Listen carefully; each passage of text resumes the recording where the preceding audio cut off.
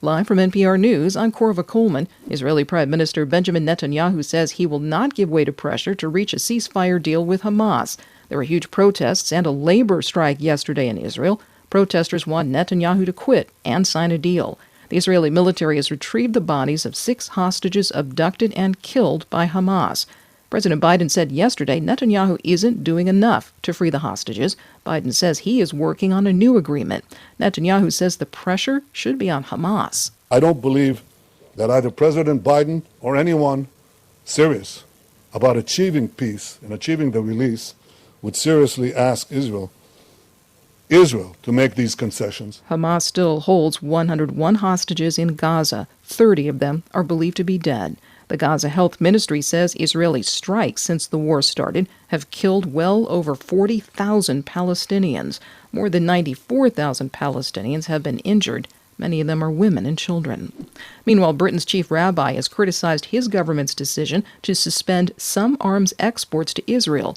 The British Foreign Secretary announced the suspension last night. NPR's Lauren Freya reports from London. Britain's chief rabbi, Ephraim Mervis, said on social media that, quote, it beggars belief that Israel's ally Britain is suspending some arms exports and doing it at a time when funerals are ongoing for Israeli hostages killed in Gaza.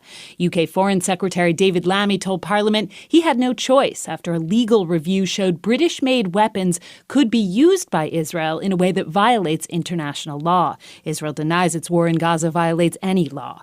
UK Defense Minister John Healey says it won't have much material effect anyway. The UK exports only a small number of weapons to Israel. It's suspending less than 10% of export licenses. Lauren Freyer, NPR News, London. In the U.S., the high cost of housing is a key issue for many voters this election season. NPR's Jennifer Ludden has more on what former President Donald Trump says he'd do about it. Trump says deporting immigrants would free up housing, but housing experts warn that could hurt badly needed new construction, which relies on immigrant labor. As for affordable housing, while in office, Trump opposed building more and even funding what exists. Seamus Roller heads the National Housing Law Project. There were significant cuts to the federal housing programs proposed under Trump, and I would expect to see similar cuts proposed. It really depends on what Congress looks like as well. Trump says he'd make it cheaper to buy a house because he'd bring down interest rates, but that power lies with the Federal Reserve, not the president.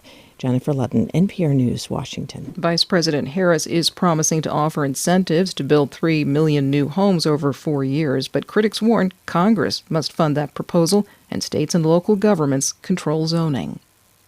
This is NPR.